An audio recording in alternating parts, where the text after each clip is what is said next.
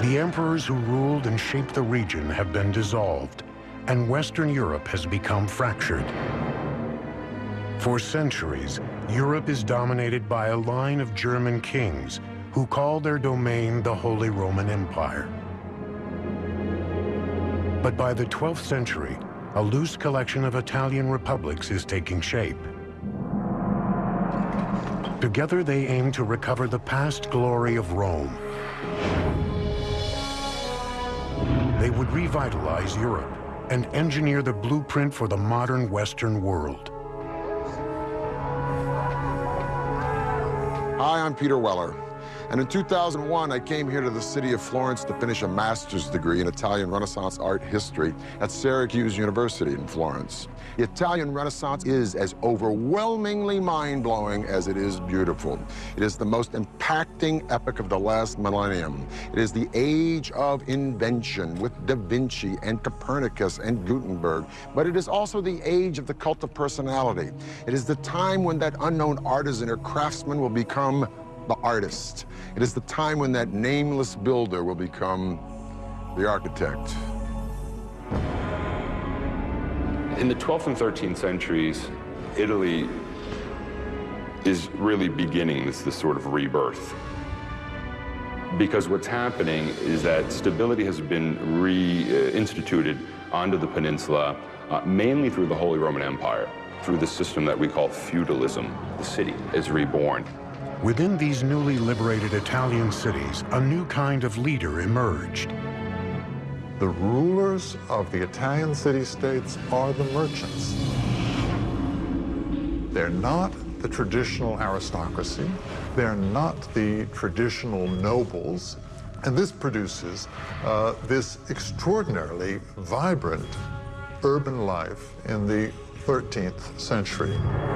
Families like the Medici went from running banks and businesses to running cities. Wealth bought power, and power could buy art and architecture. These once small towns soon began to build on a massive scale, always with an eye at outdoing their neighbors and maintaining independence.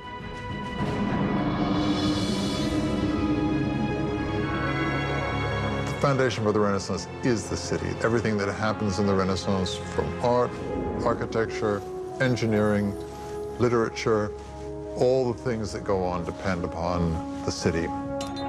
One ambitious city seeking power in this new age was a growing republic situated along an important trade route between France and Rome. Its name was Siena. I come here to the Piazza del Campo once a year to witness that medieval harangue on horseback around here called Palio. 3 times around this Campo, 90 seconds of speed and violence on bareback horses. When the horses run, they pass this magnificent 15th century sculpted fountain called the Fonte Gaia by Jacopo della Quercia. Now today, when we turn on a tap, we just take it for granted that H2O is going to come out. But the Sienese needed this fountain because when they were making all this loot, prosperity begets a city jam-packed with people. And more people demands, as we have seen with Persia, with Carthage, with Rome, with the Maya, more water. But providing sufficient water for this city would prove to be a massive challenge. Siena doesn't have a river very close, so they had to find this water somewhere else. They thought they could find another way to go and search for water. And that way was building some tunnels underground. By digging a network of underground tunnels called bottini, the workers could tap into small natural springs and groundwater that surrounded Siena. Slowly, the water would seep through the terrain into these narrow tunnels and holding tanks. But excavating these bottini was no easy task.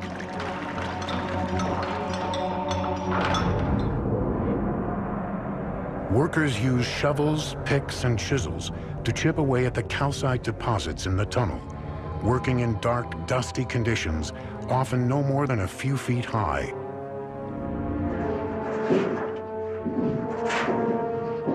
A botino like this one would sometimes run for miles and miles, so the engineers had to know just where in the heck they were going. So every so often they dug a hole up to the surface, and these holes were called occhi, or eyes. It would give the engineer a sense of where the direction of the botino would be, and if they were wrong, they could redirect the botino.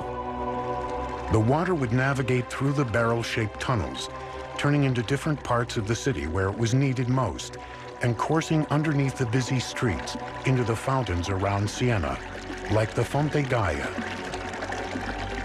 Now, these channels had to be pitched at an angle ever so slight, imperceptible to the naked eye, less than 1 degree, because if the water flowed too steeply, it would overwhelm the system.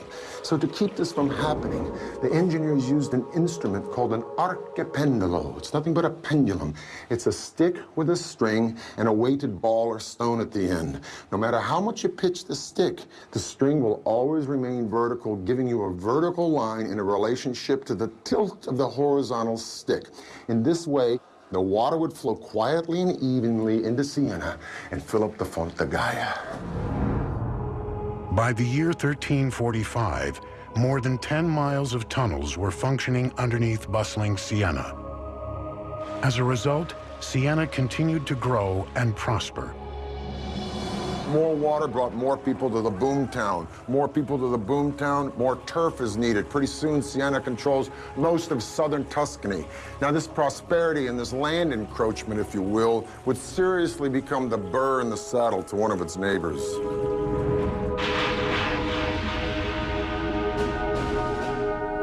Florence and Siena are the two dominant republics in Tuscany. It was a rivalry on all levels: economic, political, artistically. And in the 13th century, the city-state of Siena, in all three of these categories, was probably Florence's superior.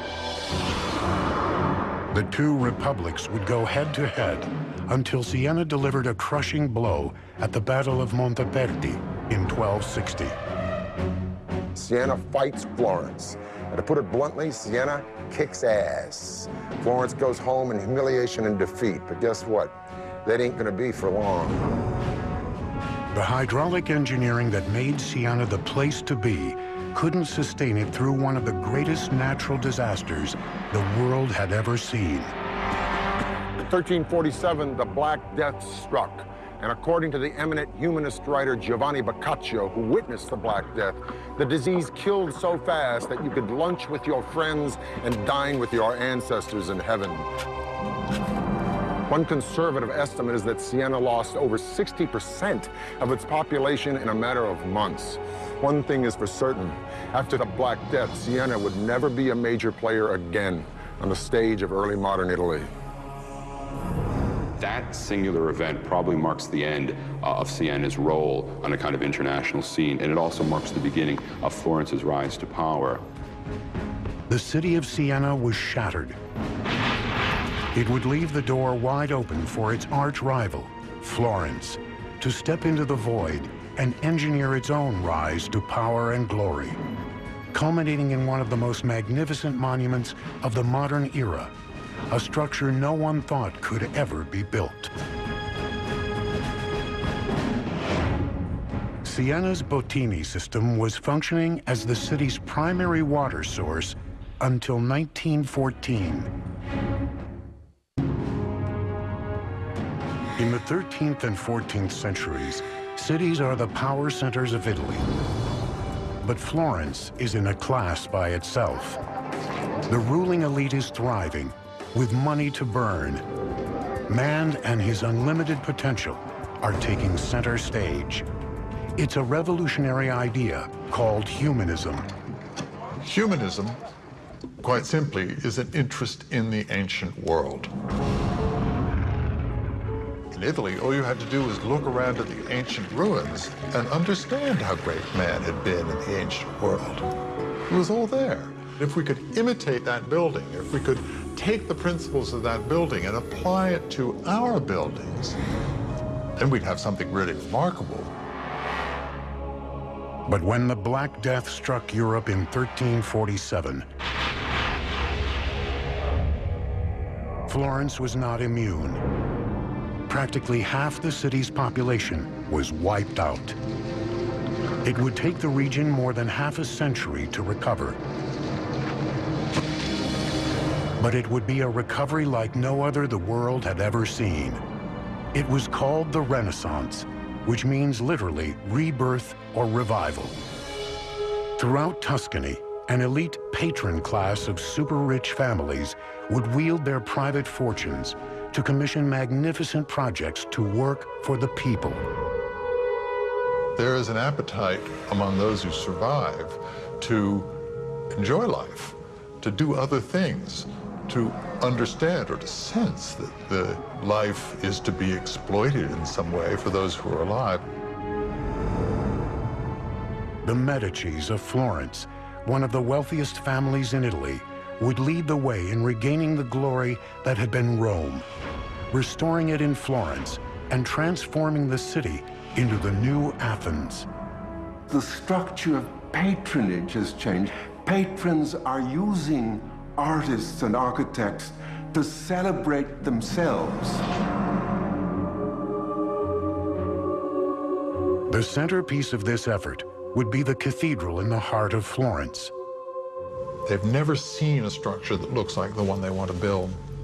Right? That's a matter of ambition, of idea. See that big old church behind me with that scaffolding on it? It's called Santa Maria del Fiore, otherwise known as the Duomo, or Cathedral of Florence. It was built by a guy named Arnolfo da Cambio around 1200s, but you know what? He was dead before it was ever finished.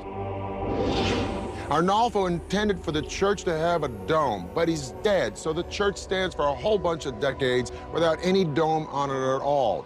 Finally, in the 1400s, it's left up to a guy wearing a real genius suit named Filippo Brunelleschi to not only change the entire idea of building, to become an architect, but to make the entire field of architecture a design.